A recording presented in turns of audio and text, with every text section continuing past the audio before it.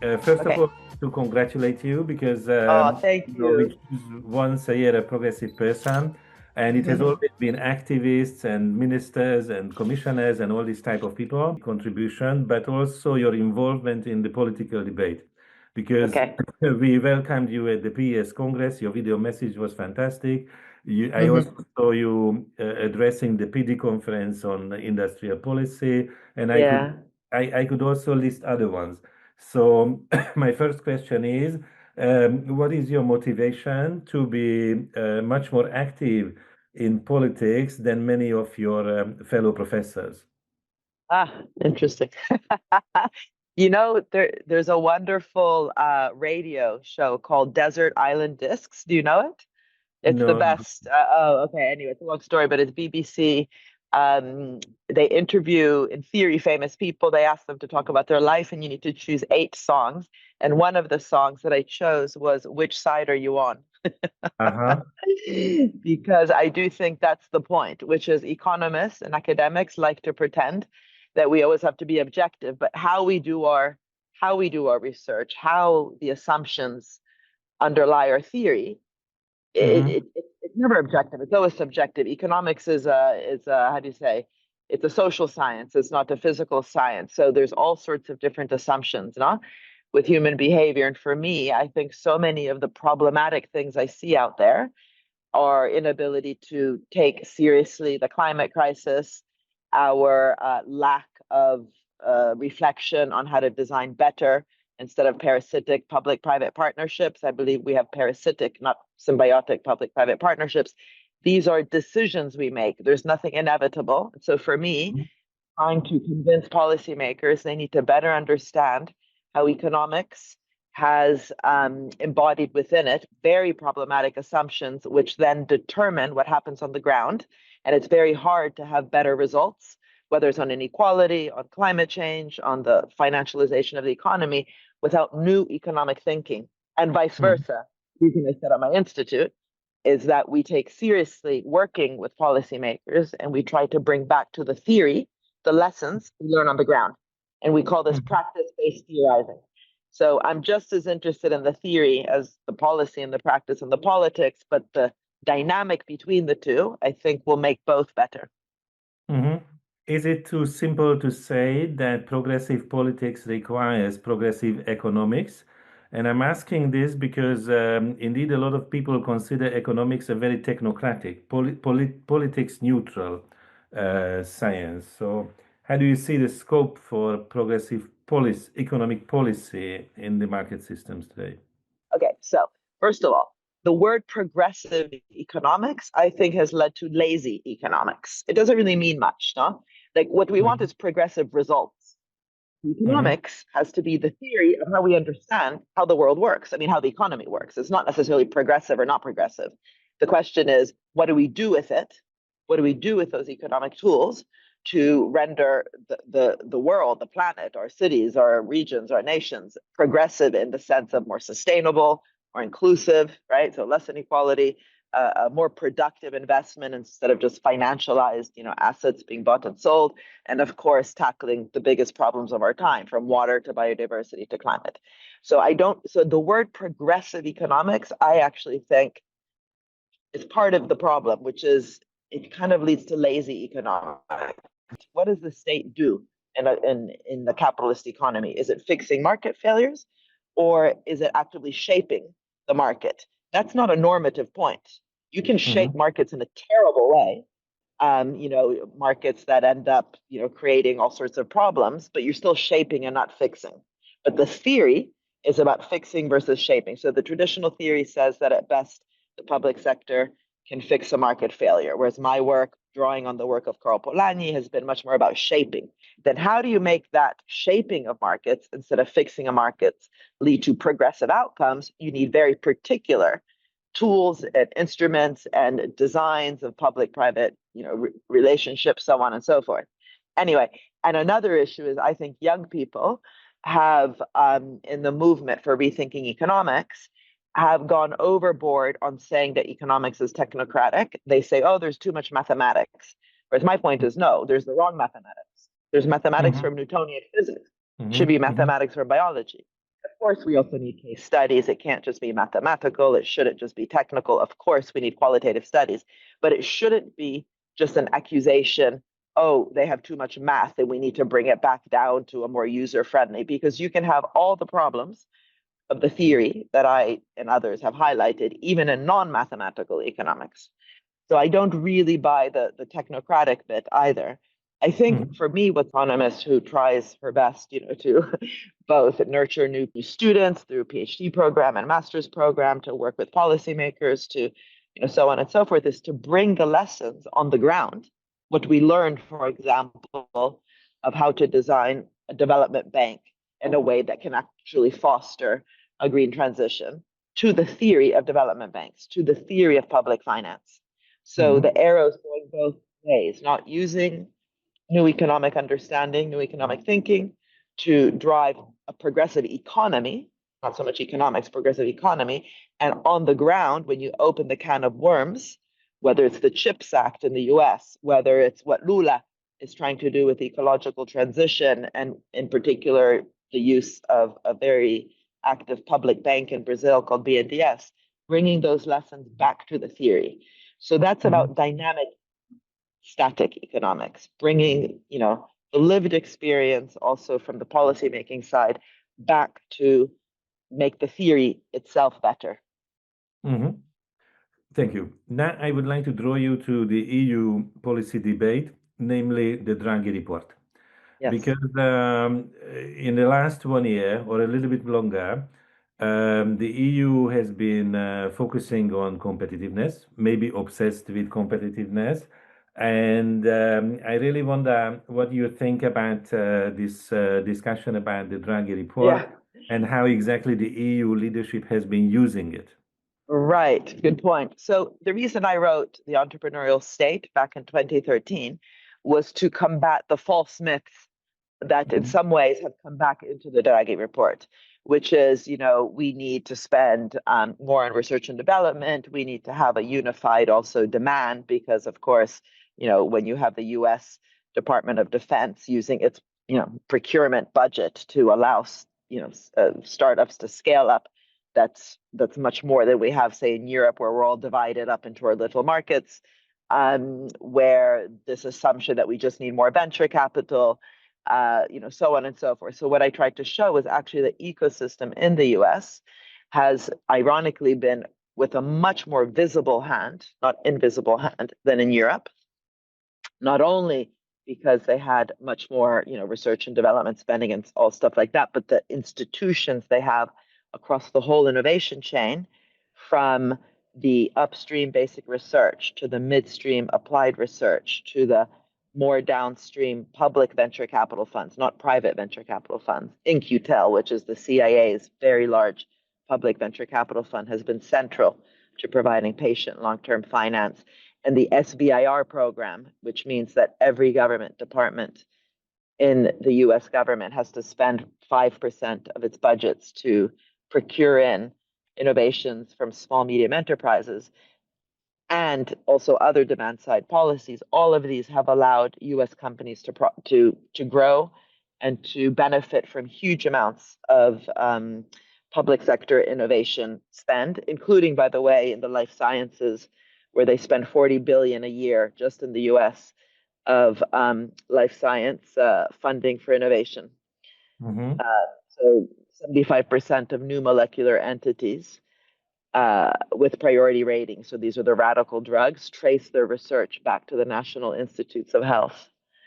We don't have that level. If you think of even the work I did on missions, the mission-oriented research that I wrote about for the European Commission, on the back of which now there's a missions instrument, the total of all the missions, the 5 missions in Europe, or the amount of money that we put to it, is about, I think, 33 billion for all of Europe, 5 missions. The US, just for the health kind of related spend on innovation, they spend 40 billion. So that massive difference in the public sector proactive innovation, which has historically crowded in private sector innovation, mainly in the military, missing in Europe. And what my work has said is, why just the military? Why don't we know how to be so ambitious on energy, sustainability, on health outcomes, and so on? And I think what the Draghi report does is, there's a lot of good stuff in it, but the problem is it doesn't dismantle one of the biggest myths in Europe, which is that somehow, for example, Southern Europe was just spending too much money and they need, to tighten their belts. If you actually look at the difference amongst all those examples I just gave between Southern Europe and Northern Europe, Southern Europe has been much, much weaker. For example, Italy, its public bank is much weaker than Germany's public bank. In Italy, we don't have Fraunhofer institutes, which Germany has. In Italy, we don't have the what's it called? The vocational training for working class people. Really diving down into the ecosystem of tools and institution, what works, what doesn't in Europe, including, by the way, stakeholder governance of companies, which I think is a European strength in Northern Europe, where trade unions are on the board.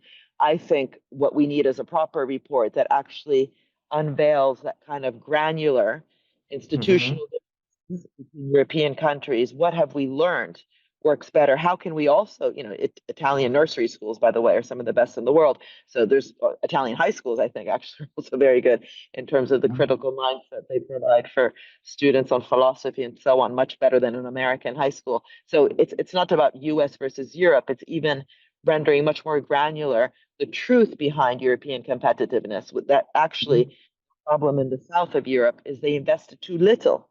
They didn't spend too much. They invested way too little in research and development, in public, active and smart public bank loans that were strategic and mission oriented, in the Fraunhofer science industry linkages.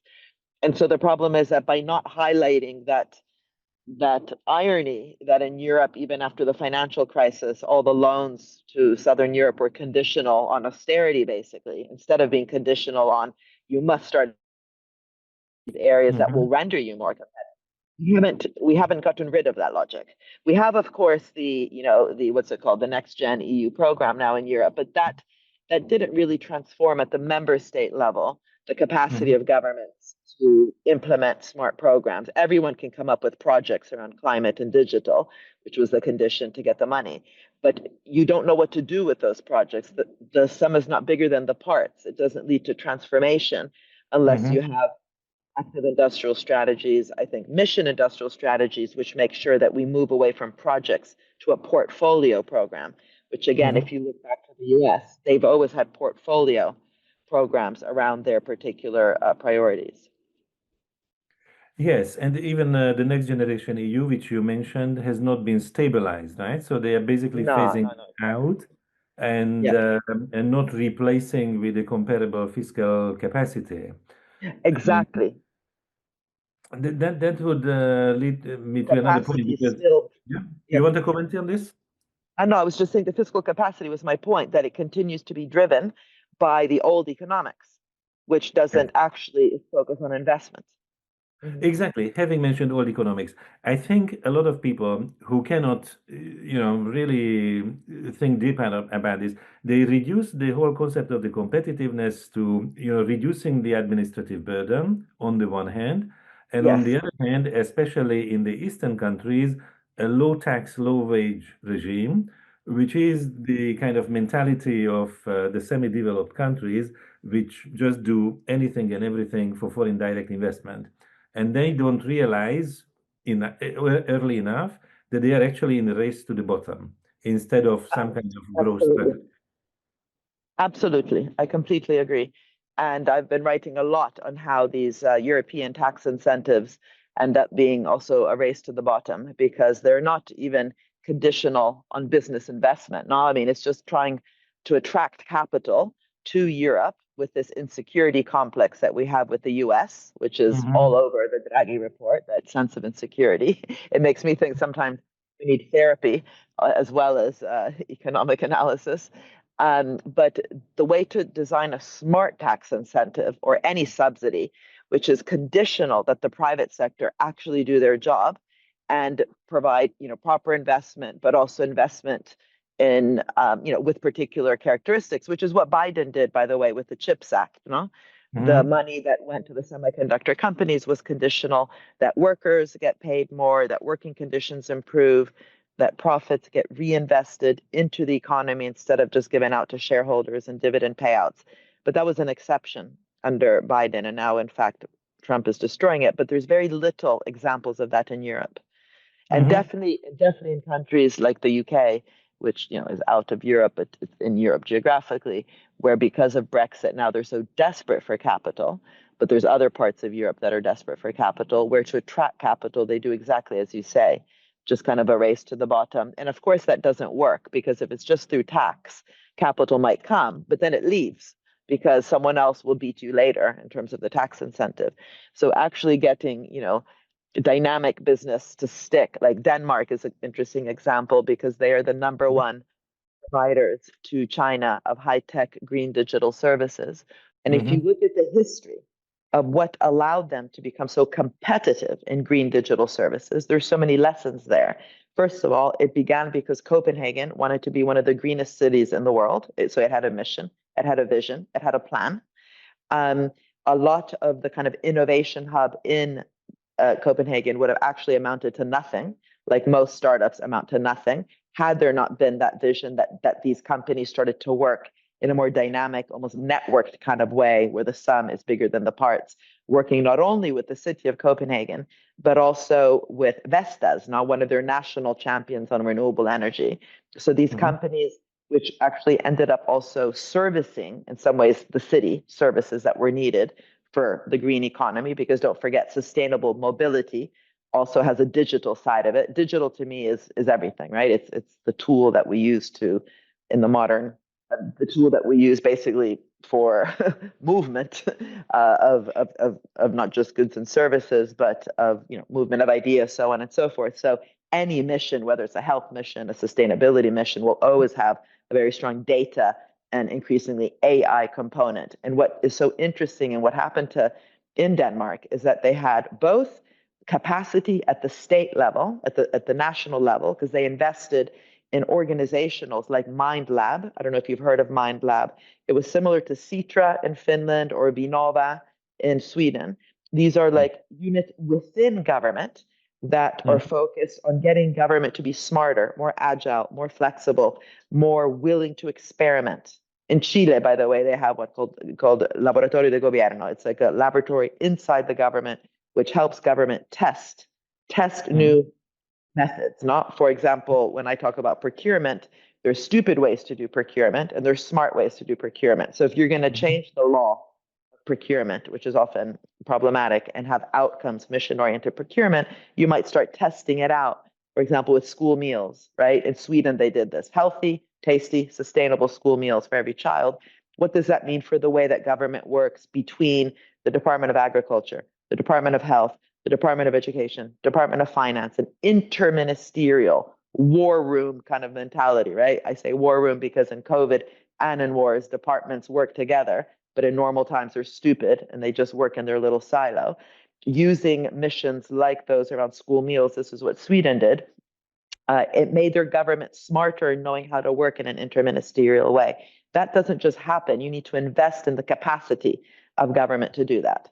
And I think, to be honest, I think the U.S. is not doing that today. The whole DOGE, D-O-G-E, rhetoric is actually reducing state capacity. And I think in Europe, if we want to be strong, we need to realize that in every country, like in Italy, every time we have a riforma della pubblica amministrazione, a reform of public administration, it's just cuts. It's just cuts. It's this idea that somehow we have too many civil servants, or there's too much red tape, oh, there's too much bureaucracy, there's too much planning, as opposed to, do we have an agile, flexible, smart, strategic civil service and public service, basically state, that can govern complex processes, understand uncertainty, feedback effects, but especially work well with the private sector to achieve goals. That's what my focus is on. What is the state capacity we need for that?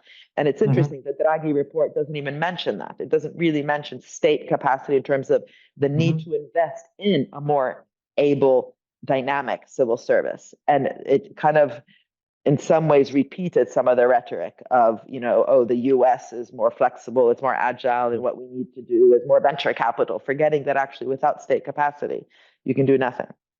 There is a lot of inferiority complex, I think, in this.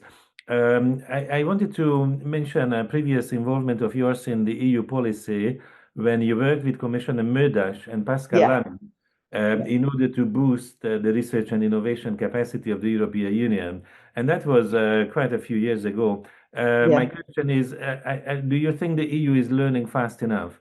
Because we might be half right to point out that under Trump the US is shooting themselves in the foot, but we are not upgrading ourselves fast enough in the field of innovation driven economic growth.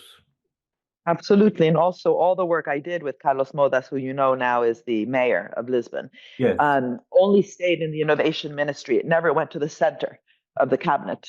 It should have gone into von der Leyen's Green Deal policy. That's where the missions should lie. That's how you do a Green Deal. Instead, it's instead, it just remained inside the innovation ministry, which, the DG, RTD, or whatever it's called now, which is also explains why it has so little money. So I think we had a kind of a schizophrenia where for innovation, we became smart, but then at the center, we didn't. And so it's the center that matters. I always say any mission, even with the work I do in Brazil, the ecological transition in Brazil is, in fact, in Lula's office. Right? It's not in the Department of the Environment. So the need to bring an interministerial approach from Department of Environment, Department of Health, Department of Finance is both true at the national level, but also at the European Commission level. Instead, by putting the missions instrument, which, I helped to, innovate around, and to leave it just in the department, in the ministry the equivalent of a ministry. No, it's not a ministry, it's Europe. Of innovation. Right? DG is the name in Brussels. The Directorate General. Yeah, exactly. DGRTD, I said before, no? Yeah. Yes. Then they lost an opportunity because I think the Green Deal is impossible to have without a radical change, Giorno, in how government itself functions, both within, between the DGs, but also within the member states, again, how they think about their own state capacity, which is what we were talking about before. So by putting it just in the innovation side, it made it seem as though this is just about innovation as opposed to a change in how we do government. Exactly. That change in government requires investment. So that's what's missing both in the Draghi report. There's no real sign that we need to invest within the state to become more interministerial and smart. And at the DG level and in the EC, if you look at how the Green Deal was designed, it didn't actually then foster the conditions that should have been then required for all the member states when they accessed funds like the Next Gen EU. It should have been conditional that they actually invest in their capacity, as I said before, to implement. Maybe this backsliding on the Green Deal is partly due to the fact that it was not emphasized sufficiently that the Green Deal is primarily an investment plan. And this backsliding, you mentioned you were in Brazil. Is it visible from there that Europe is backsliding on the green policy? Well, yes. I mean, the biggest problem there is the biggest problem for all the global South countries is that what Europe has done with the CBAM is hurting development because there's no technology transfer and knowledge transfer provisions.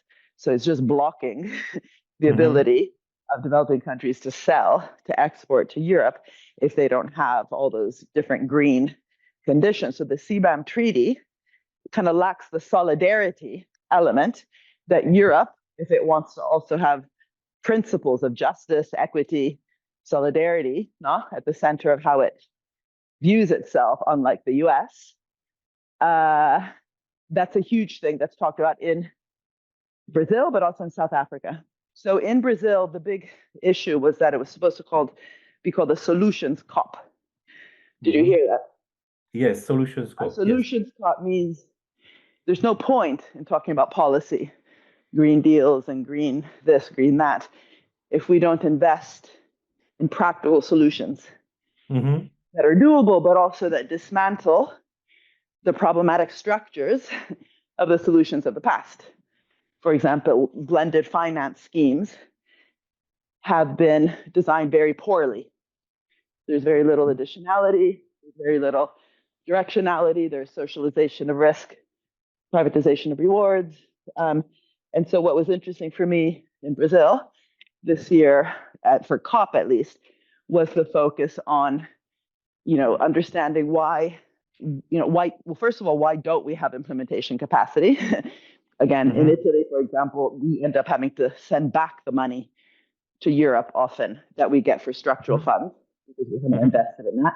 But also, if we do invest in it, what do we know? What works, what doesn't? So one of the things that I've been doing with Brazil is, for example, with the health goals, combining them with the green goals underneath one umbrella called the Health Economy Industrial Complex, where the lessons, in fact, that I was mentioning before from the US military machine is that they invested, but then they made sure that the soldiers on the battlefield had access to the goods. Whereas for the rest of the US economy, they invest, but then the people don't have access, right? Like in the health care area, you have the NIH, which I mentioned before, then a very weak welfare state. So as we know, the US is terrible on the rankings of health outcomes. But that's also true. That's also true of many global South countries. People do not have access to the goods, even when the public sector itself is actually investing, let alone when it's not investing. So what's interesting in Brazil, which I've been working with, is how do you bring under one roof the investment side and the demand side, so kind of the welfare side. So put in my language, it's the entrepreneurial state and the welfare state under one roof. Instead, what usually happens is you have people talking about entrepreneurship, the Draghi report, biotech, nanotech, AI in one room. And then in another room, the people who actually care about inequality and poverty and whatever.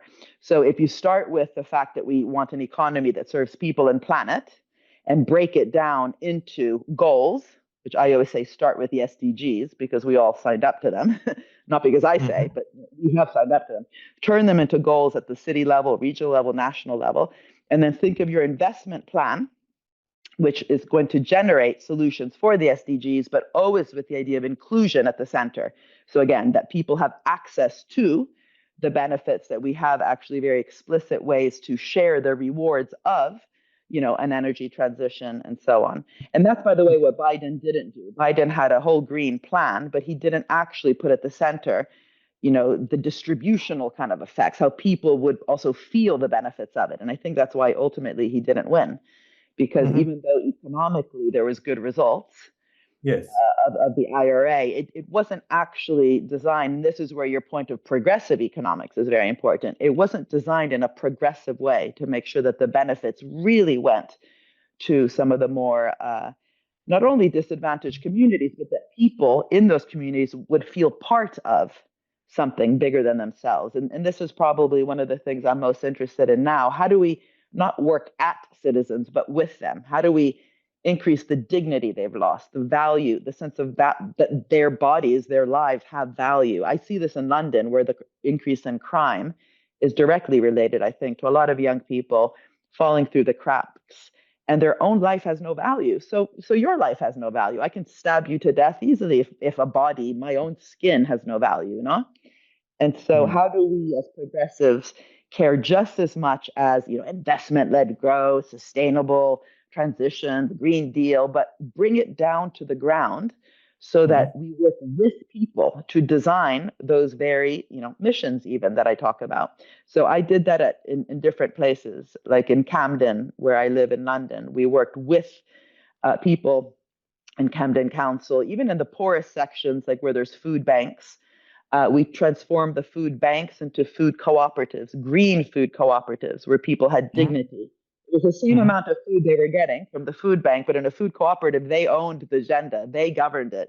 They how do you say, had ownership of the basically what was still a food bank, but as a cooperative. And that sense of dignity, giving people back dignity that they've lost, I think it's one of the most important things of our time. And if we don't do it, it fuels populism, not because then someone else comes along and it says, oh no, I'll listen to you. All those lefties, they just talk in their nice big debates. But we are here to help you, and we understand why you don't have a job, and it's because of the African immigrants or whatever the story is told. And it's interesting, by the way, in Italy, for example, it was the Communist Party that used to have a real presence on the ground, on the streets. Now it's the Lega. This was already 20 years ago, the transformation. The communists stopped having their mutual help organizations in every corner. And it became the Lega Nord, which had that. So the rise of the right, both in the US, in Brexit, Britain, but also the Lega kind of parties in Italy have in some ways replaced the left on the streets. A very last and a brief one, because you also mentioned that you were partly inspired by Polanyi when writing about regulating markets and shaping markets. Yes. In the book which you co-edited with Michael Jacobs. I think the collective, which also included Stiglitz and others. It's also not only Polanyian, but of course with Stiglitz there is a Keynesian tradition, there's a Schumpeterian tradition. And would you encourage the young generation to look into these classics? Of course, they're central, but we need to go beyond them too. For example, obviously Keynes, for all the emphasis on not only counter-cyclical government, but taking demand side seriously, right? Coming back to my point before, there's no point in having all these policies if you don't also stimulate demand. Minsky on the very important analysis of how the financialization of the economy. This is what I wrote about in my book, The Value of Everything. Now, so Minsky, an analysis of how finance is finance, which of course dates back to Marx as well. Schumpeter, for his emphasis on innovation. My PhD was on Schumpeterian economics. All these writers are so important, and my work and other people's work has done that. But I think what we need for the youth is to bring to that also the analysis also, again, of participatory structures, because that's what they want. A lot of the youth are not interested just in the blah, blah, blah, as you said before, technocratic solutions. So how do we make sure that we bring also theories of, Paulo Freire, from Brazil in terms of, community participation. How do we learn from the commons? Elinor Ostrom's work. My new book, which I've just finished, I've just submitted it to Penguin. It's coming out in a year. It's called Common Good Economics. And it's a critique of the public good as just being a correction for something the private sector doesn't do, right? When you have non-excludable, non-rival areas, we expect the public sector to invest in clean water and defense systems and basic R&D. So that's really a theory of the private. It's not a theory of the public. If the private sector doesn't do something, we expect the public sector to fill the gap. And then the theory of the commons of Elinor Ostrom is, I think, very important because it brings analysis to the community level, but it also is sort of in a failure fixing mode. Instead of market failure, it talks about government failure. So what I talk about in Common Good Economics is we have to go beyond this failure fixing, and we need to bring together, and I talk about all sorts of different theorists, but this is sort of an accumulation of my own work on, again, mission and market shaping and so on. But Common Good Economics has to be about an objective, not a correction, and where the how we relate to each other, how we co-create, how we participate, how we share rewards, how we share knowledge and learning, coming back to the problems with the CBAM treaty, is as important as the what we're trying to achieve. And if you look back at political philosophy from Aristotle, but also Sandel today in his critique of Rawls, they've always paid as much attention to the how as to the what. Il telos, the telos, the goal, and the polis, P-O-L-I-S, the community. And we don't have an equivalent in economics of that. And so that's what I try to do in this book. It's divided in 3 parts: theory, policy, and practice, like spaces, places. And I hope it will be useful to the world. Well, thank you very much for this teaser. I think it's extremely helpful at the end. Thanks so much for having the time for us. despite your busy travel schedule. Anyway, thank you so much. And it's an honor. Thank you. I should have said it from the beginning. No, Thank you for thinking of for me. us, it's an honor.